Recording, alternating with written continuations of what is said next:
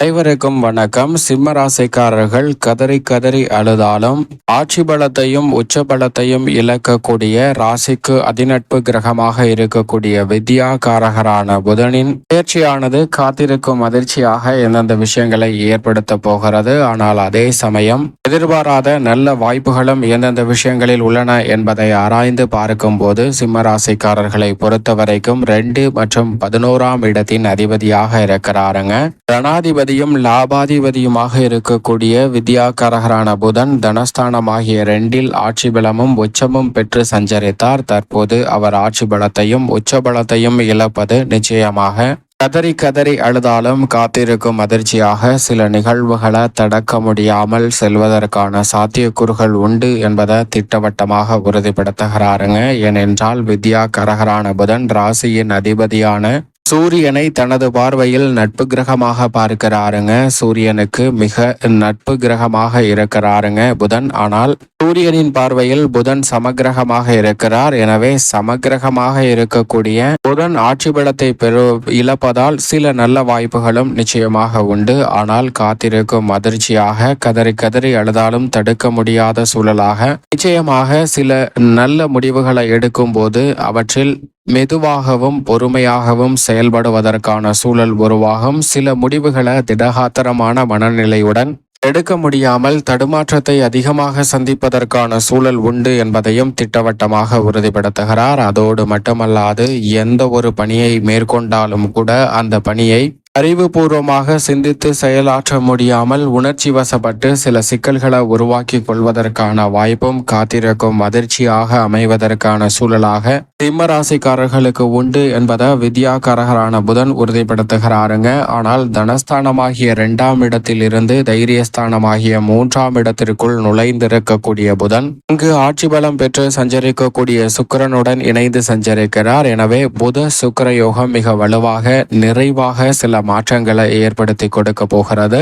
பொதுவாகவே புதன் ஜென்மம் அஷ்டமம் போன்ற இடங்களில் சஞ்சரிக்கும் போது அபரிவிதமான சிரமம் ஏற்படும். ஆனால் அது போன்ற அமைப்பில் இல்லை. அதே சமயம் 2, 5, 11 போன்ற இடங்களில் அற்புதமான வளர்ச்சியும் யோகமும் நிறைவாக கிடைக்கும். அது போன்ற அமைப்பிலும் இல்லை. எனவே ஒரு நடுநிலையான பலனை சந்திப்பதற்கான சூழல்தான் உருவாகக்கூடிய ஒரு தருணமாக பார்க்கப்படுகிறது. இருந்தாலும் கூட ஆட்சி பலத்தையும் உச்ச பலத்தையும் தனஸ்தானத்தில் இழந்திருப்பது சற்று சாதகமற்ற அமைப்பாக தான் நிச்சயமாக சிம்மராசிக்காரர்களுக்கு உள்ளது என்பது யதார்த்தமான உண்மை. ஆனால் அவர் மாறியிருக்கக்கூடிய அமைப்பு மிகப்பெரிய அளவில் சிரமத்தை ஏற்படுத்தாது என்பதும் நிச்சயமாக வரவேற்க ஒரு அமைப்பாக பார்க்கப்படுகிறது. அவர் வெற்றிக்கு உரித்தான 3இல் சுக்கிரனுடன் இணைந்து சஞ்சரிக்கிறார். எனவே எந்த காரியத்தை கையில் எடுத்தாலும் நிச்சயம் வெற்றி உண்டு. ஆனால் அந்த பணிகள் மந்தமாக நடைபெறுவதற்கான சூழலும் சாத்தியக்கூறுகளும் உண்டு என்பதை திட்டவட்டமாக உறுதிப்படுத்துகிறாருங்க. எனவே சற்று நிதானம் தேவை.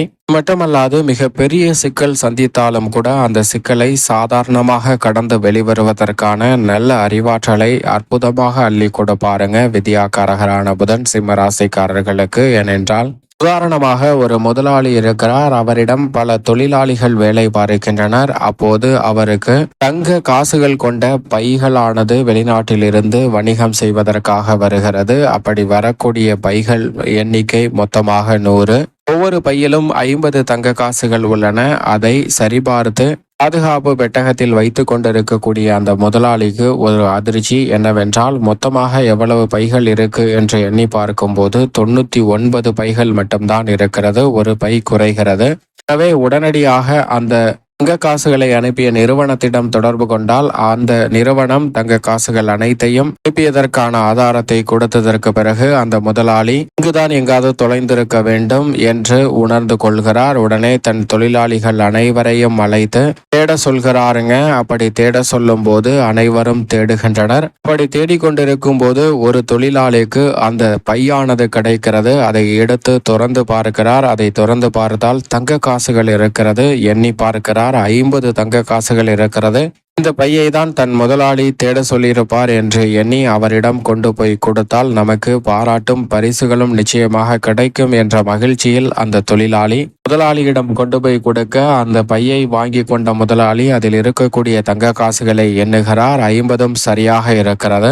இப்போது அந்த தொழிலாளியை அவர் பாராட்டுவதற்கு மனமில்லாமல், பரிசு கொடுப்பதற்கு மனமில்லாமல் என்ன செய்யலாம் என்று சிந்தித்து அந்த தொழிலாளியிடம் இதில் 100 தங்க காசுகள் இருந்தது, இது இப்போது 50 தான் இருக்கிறது, இன்னும் 50 என்ன செஞ்ச அப்படின்னு சொல்லி தொழிலாளியிடம் கேட்க, அவருக்கு ஐயா என்ன சொல்றீங்க, எனக்கு ஒன்றும் புரியல, தலை சுத்துது அப்படின்னு சொல்றாருங்க. அதோடு அந்த முதலாளி விடவில்லை, வழக்கு பதிவு செய்து தொழிலாளியை சிறையில் அடைக்கிறார். அந்த வழக்கானது நீதிமன்றம் வருகிறது. அப்போது இந்த தொழிலாளிக்காக வாதாடுவதற்கு யாருமே இல்லை. புதன் கொடுக்கக்கூடிய அறிவாற்றலை அந்த தொழிலாளியே பயன்படுத்துகிறாருங்க. நீதிபதியிடம், ஐயா நான் கண்டெடுத்த பையானது 50 தங்க காசுகள் மட்டும்தான் இருந்தது, ஆனால் என் முதலாளி துளைத்ததோ 100 தங்க காசுகள் கொண்ட பை என்று சொல்கிறார். அப்படி என்றால் இந்த பை அவருடைய பையாக நிச்சயமாக இருக்காது. எனவே அந்த பையை கருவூலத்தில் சேர்த்து விடுங்கள். என் முதலாளி தொலைத்த 100 தங்க காசுகள் கொண்ட பையை நாங்கள் சென்று தேடுகிறோம் என்று கேட்கிறாருங்க. இதை உணர்ந்து கொண்ட அந்த நீதிபதியும் தொழிலாளியின் உண்மையான விசுவாசத்தை உணர்ந்து கொள்கிறாருங்க. உடனே அதே தீர்ப்பையும் அந்த நீதிபதி வெளியிடுகிறார். அந்த முதலாளியிடமிருந்து 50 தங்க காசுகள் கொண்ட பையை பறிமுதல் செய்து வேறு யாராவது புகார் அளித்திருக்கிறார்களா என்று பார்க்கும்போது யாருமே புகார் அளிக்கவில்லை. எனவே அரசு கருவூலத்தில் சேர்த்து விடுங்கள் என்று நீதிபதி தீர்ப்பு கொடுக்கிறார். அது மட்டுமல்லாது அந்த தொழிலாளிக்கு 20% பரிசையும் அறிவிக்கிறாருங்க. இப்படி எவ்வளவு பெரிய சிக்கல்ல மாட்டினாலும் புதன் கொடுக்கக்கூடிய அறிவாற்றலை சரியாக பயன்படுத்தி கொண்டால் மிக பெரிய அளவிலான முன்னேற்றம் நிச்சயமாக கிடைக்கும். அப்படி சிம்மராசிக்காரர்களுக்கு பல நல்ல வாய்ப்புகளை நல்கக்கூடிய ஒரு அமைப்பில் உச்சம் பெற்று சஞ்சரித்த புதன் தற்போது சாதகமற்ற அமைப்பிற்கு செல்வது மிக பெரிய அளவிலான பாதிப்பை ஏற்படுத்தி விடாது. எனவே இந்த வேளையில் நிச்சயமாக முன்கோபப்படுதலை தவிர்த்து கொள்ள வேண்டும். முன்கோபத்தினால் சில உறவுகளில் விரிசலை சந்திப்பதற்கான சாத்தியக்கூறுகளும் உண்டு. சில தடுமாற்றங்களை அதீதமாக எதிர்கொள்ள வேண்டிய சூழலும் உருவாகலாம். எனவே முன்கோபத்தை நிச்சயமாக தவிர்க்க வேண்டும். அது மட்டுமல்லாது பொருளாதார ரீதியான சிக்கல்கள், நெருக்கடிகளை தவிர்க்கக்கூடிய வகையில் 9ஆம் இடத்தை பார்ப்பதால் பல வாய்ப்புகள் நிச்சயமாக சிம்மராசிக்காரர்களுக்கு உண்டு.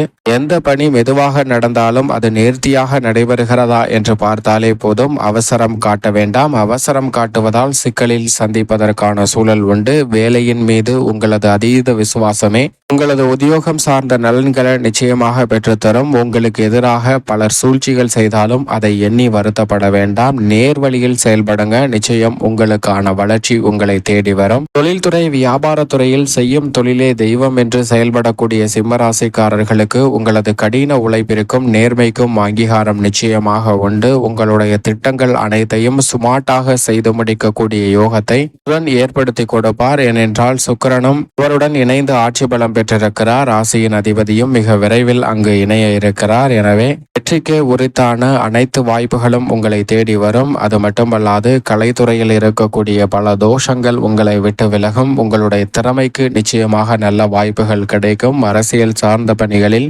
நம்பிக்கை அதிகரிக்கக்கூடிய வகையில் பல நல்ல மாற்றங்களை நிறைவாக சந்திப்பதற்கான யோகம் உண்டு. விவசாயம் சார்ந்த பணிகளை முன்கூட்டியே கணித்து சிறப்பாக செயல்படக்கூடிய அருமையான தருணமாக அமைய போகிறது.